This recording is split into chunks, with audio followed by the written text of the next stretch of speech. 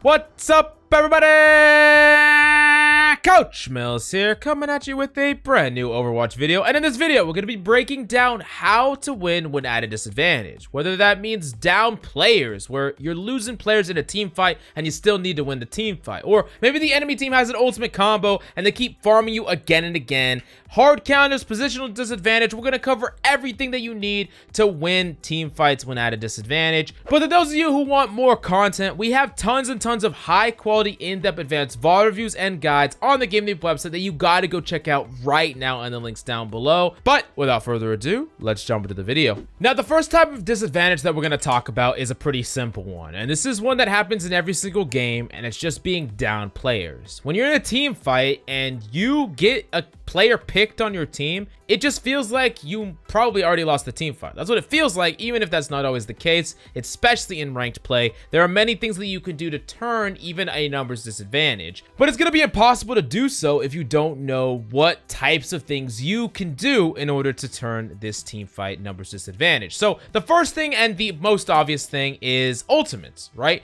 If you use ultimates or ultimate combos, that could be a way that you could overcome that numbers disadvantage with pure strength. Like if you got your Lucio picked, but you have Grab Dragon, they have no defensive ultimate, doesn't matter, you can still get 3 of them or 4 of them, and you can make up that numbers disadvantage. Now, that being said, you gotta be extremely careful when using ultimates and ultimate combos, because while yes, it can make up that numbers disadvantage, it's not an assured thing, and it's really important for you to understand how powerful your ultimate or ultimate combo is, and what does the enemy have to counteract it, because you don't want to end up in a situation where you invest ultimates and the team fight was already lost on paper. If you already have too many people down and the ultimates can't make up the difference, then you're gonna be wasting those ultimates in a fight that was already lost, which is absolutely one of the worst things you can do. Now, the next thing that you could do when you're down players or a single player, you can wait for a mistake. You are waiting there and you're analyzing the battlefield, and yes, you're kind of playing a lot more passive,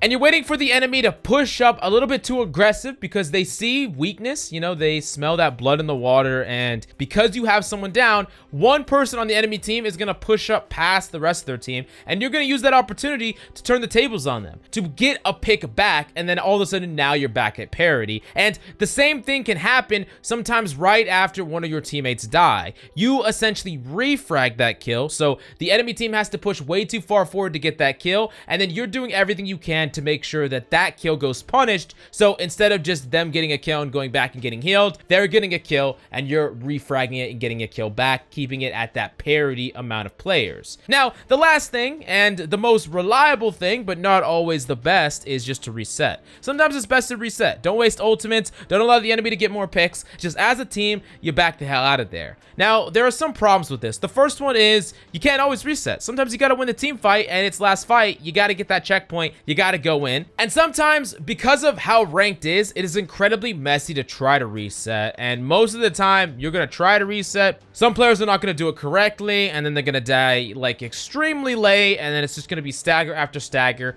So in that scenario, sometimes it's better for you to actually play for winning that team fight and punishing the enemy mistakes, rather than you retreating correctly, but your allies just do not, and because you just full retreated, you can't punish enemies for their mistakes as well. Now, the next thing that you need to learn how to beat is ultimate combos. When enemies have ultimate combos and they just use it over and over again, sometimes it feels like you just have no counterplay. Like, if you don't have a defensive ultimate on your team and the enemy just keeps grab dragoning you or nano blading you and you just keep dying to it over and over again, you're like, how do I win? What the hell do I do to win this game? Because it just feels terrible. It feels like every time we finally get something going, we get killed by this ultimate combo. Well, the first thing that you need to be doing is tracking the ultimate combos. It is incredibly important for you to know when they're coming, when they're close, because that can help you play around them, and you don't want to have to play around them all the time, right? Because let me give you a big example. Let's say that Grab Dragon example. Well, a great way is by spreading out very far, never giving that Zarya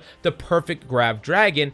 But you don't want to have to play that way every single time, all the time. You got to know when she has it, and you got to know that window when she does it. So it's very important to, at the very least, track the Zarya. She's going to be an easier ultimate to track because she's going to get it a lot slower. So that's just something that you should keep in mind. Now, on top of that, you can disrupt the enemy ultimate combos in a lot of ways. If you see any of the characters isolated, you could put extra pressure into them, or you can punish characters that are trying to build up that ultimate in the first place. Let's take Zara, for example. If you are heavily focusing her, every time she pushes up with bubble, you are breaking her bubble, you are focusing her down, getting her extremely weak, and either killing her, wiping her, or making her back up, you can actually punish someone for trying to get ultimate charge too aggressively. And the other way that you can mess up an ultimate combo is by putting pressure on an enemy at the initial moment or in the time frame that they're going to want to execute an ultimate combo. How many times have you played Genji, right? And you dashed up, you tried a Nano Blade, and it doesn't come. And you end up just feeding. And you're like, hey, Ana, where the hell was my Nano Blade? And she's like, hey, I got dove by Doom, Monkey, freaking, I don't know, every single character on the entire enemy team at that exact moment. Well, that was on accident, but you could do it on purpose. For example, let's say you know that a Nano Blade is coming and you're a character like Tracer. You should not be playing very passive because you know you're going to lose to that combo. What you should be doing instead is going balls to the wall at that Ana, trying to disrupt her, either making her mess up that Nano or just killing her outright. Yeah, maybe you might get picked off in the process, but if you're going to lose to an ultimate combo that is coming up right around the corner, it might be better to make the play rather than just wait around and lose anyways. Moving on to the next thing that you gotta learn how to play around, and it's hard counters. Sometimes you're getting hard countered by an enemy on your main. You know, they're playing whatever you just really can't deal with. I mean, you're Wrecking Ball, they're playing Sombra. Or maybe you're a Pharah main and they're playing freaking Widow. Whatever the case may be, sometimes you're up against hard counters or players on your team are getting farmed by their hard counters. Now, of course, the first thing you could do is swap. That's the easy answer. And sometimes you should swap, but sometimes you can't even control it because it's someone on your team. And sometimes you just kind of suck at some other characters, which is something you probably need to work on in the future. But in the current situation, there are things that you can do to try to overcome it anyways. Now, the first thing that you could do to deal with a hard counter is that 2v1 scenario. If you have a duo or if someone on your team is getting harassed by their hard counter, you as a third party can actually really change that matchup. Let me give you a perfect example. You're Soldier 76 and the enemy is Sombra, and they are constantly trying to hack your Hammond. All you have to do is put a little bit of damage into that Sombra to stop her from hacking and typically make her translocate. That could be the difference between your Hammond ending up in their backline hacked and that Sombra getting next to no value. And all you have to do is look at the battlefield, realize that your Hammond for whatever reason is not swapping, and he is going to just get farmed by his counter unless you do something about it. And you can swap to something that can help keep that character in check so that your feeding teammate who just goes into his counter over and over again actually doesn't get shut down and doesn't get farmed. And if he would have, then you would have just lost that game just like that. Now, the next type of disadvantage that we got to talk about is a positional disadvantage, like pushing onto a point and the enemy have high ground. What do you do against a positional disadvantage? Well, the number one thing that you could do is actually routing correctly. A lot of times you need to route in a way that puts you on a level playing field with the enemy and they don't have a high ground advantage on you. Let me give you a perfect example. You're playing Hanamura on second. You can't just go through the choke, especially if you're going slow, when the enemy is up top right or top middle, because the enemy is going to be spamming down on top of you, and whenever they want to, whenever they see a weakness, they can literally just full commit on top of you out of nowhere, as if they could just teleport on top of you because of goddamn gravity. Now, that being said, it's really good typically for you to actually challenge the high ground instead. Fight them on their level so that you don't get shot in the back as you're trying to enter point. But there are certain other situations besides just routing correctly that you can use. Another perfect example is forcing the enemy to reposition in some other way. A perfect example of this was, let's say you talk about that same scenario,